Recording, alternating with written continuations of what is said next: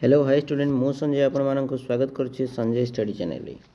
तो आपण मैंने आउ किछि दिन रहिला आपण मानकर एसओटीटी एग्जाम जोटा कि हमर स्पेशल ओटीटी मात्र 4-5 दिन रहिला तापर आपण मानकर आरंभ होई जिवो परीक्षा।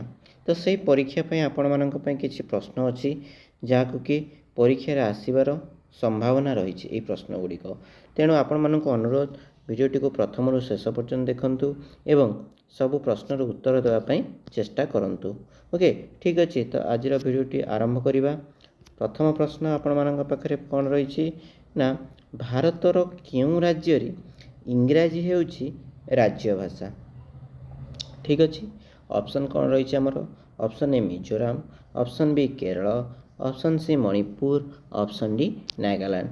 तो पे मैंने यार उत्तर कौन हम तो कौन हम सर आपण मानकर उत्तर यहाँ हो नागालैंड। बुझिपारे ताले भारतर केउं राज्य रे इंग्राजी होची राज्य भाषा उत्तर कौन नागालैंड। ठीक अच्छे। एबे जो सेकेंड नंबर क्वेश्चन को 2 नंबर क्वेश्चन नालंदा विश्वविद्यालय संस्थापक किए थिले।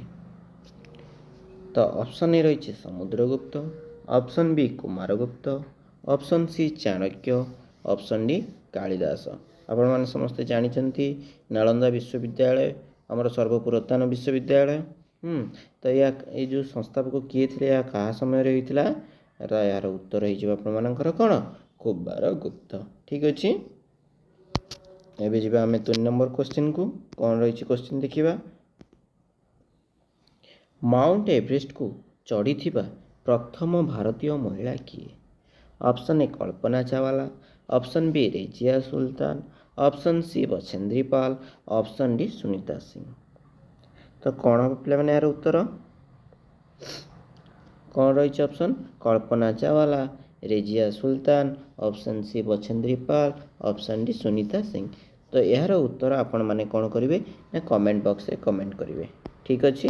जहाँ को जना अच्छी कमेंट बॉक्स रे कमेंट करंतु नचेत आम जो नेक्स्ट वीडियो आनिबा से समय आम यार आलोचना टे करवा। ठीक अच्छे। एबे आसबा 4 नंबर क्वेश्चन रही इनक्लब जिंदाबाद स्लोगान किए देते। इनक्लब जिंदाबाद आपण मानकर बहुत हाईलाइट होता या ऊपर आपण मानकर मूवी आसी। ठीक अच्छे। इनक्लब जिंदाबाद जो वार्डटा रही आम स्लोगानटा ता ऊपर मूवी आसी। तो ऑप्शन ए रही Bhagat Singh, option B Subhash Chandra Bose, option C Mahatma Gandhi, option D रानी लक्ष्मीबाई। तो कौन हम यार पे उत्तर तो सुभाष चंद्र बोस आम कौन कहते मत रक्त दियो मु तुमको स्वाधीनता आनीदेवी। किंतु इनक्लब जिंदाबाद किए कहते आमर भगत सिंह कहते। ठीक अच्छे। शहीद भगत सिंह। तापर जानीपारे एबे 5 नंबर क्वेश्चन को जीवा। भारत सबुठारु उच्चतम मूर्तिर नाम कौन। भारतर सबुठारु उच्चतम मूर्ति केउंठी। Option A Hampi, option B wood house, option C statue of unity, option D Qutub Minar. तो यार उत्तर कौन हम पे मैंने आपने समस्ते जानते बर्तमान आमर यहाँ भारत में रही कौन ना स्टैच्यू ऑफ यूनिटी। ठीक अच्छे। सरदार वल्लभ भाई पटेल लौह मानव स्टैच्यू ऑफ यूनिटी। तापर नेक्स्ट क्वेश्चन 6 नंबर इरम हत्याकांड केबे होइथिला। इरम हत्याकांड केबे होइथिला। Option A 1930, option B 1942, option C 1945, option D 1950। आपण माने समस्त जानते यहाँ इरम हत्याकांड को आमर कौन कह जाए ना द्वितीय जालियानवाला हत्याकांड कह जाए। ठीक अच्छे। द्वितीय जालियानवाला हत्याकांड कह जाए। जमीक आम पंजाब अमृतसर ठारे होता बैशाख उत्सव पालन करने। हाँ बहु संख्यक लोक मैंने एकत्रित होते किंतु जनरल डायर निर्देश क्रम से गोली कर हत्या कर दिगला। केवल गोटे मात्र पथ थिला जोटा कि एंट्री करने से इरम हत्याकांड केबे होता बोली से आमको पचार। ठीक अच्छे। तो कौन हम यार उत्तर पे मैंने ना 1942। ठीक अच्छे। आपण मैंने समस्त जानते तथापि आपने देखी नियंतु आउ थे। क्वेश्चन नंबर 7 कौन रही ना सर्वुठारु दीर्घतम राजपथर नाम कौन। ऑप्शन ए रही NH44, option B NH47, option C NH52, option D NH76। ତ ଆପଣମାନେ ଜାଣିଛନ୍ତି NH ର ଫୁଲ୍ ଫର୍ମ କ'ଣ?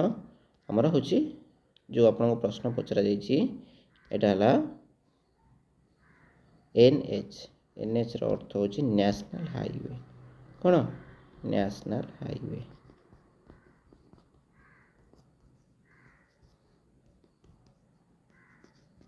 ଯେଉଁ ନ୍ୟାସନାଲ୍ ହାଇୱେ ସବୁଠାରୁ ଦୀର୍ଘତମ ନ୍ୟାସନାଲ୍ ହାଇୱେ କେଉଁଠି? ତ କ'ଣ ହେବ ପିଲାମାନେ ଏହାର ଉତ୍ତର? କ'ଣ ରହିବ? NH47 ନା NH52 ନା NH76 ନା NH44? ତ କ'ଣ ହେବ ପିଲାମାନେ ଏହାର ଉତ୍ତର? NH44। ଠିକ୍ ଅଛି।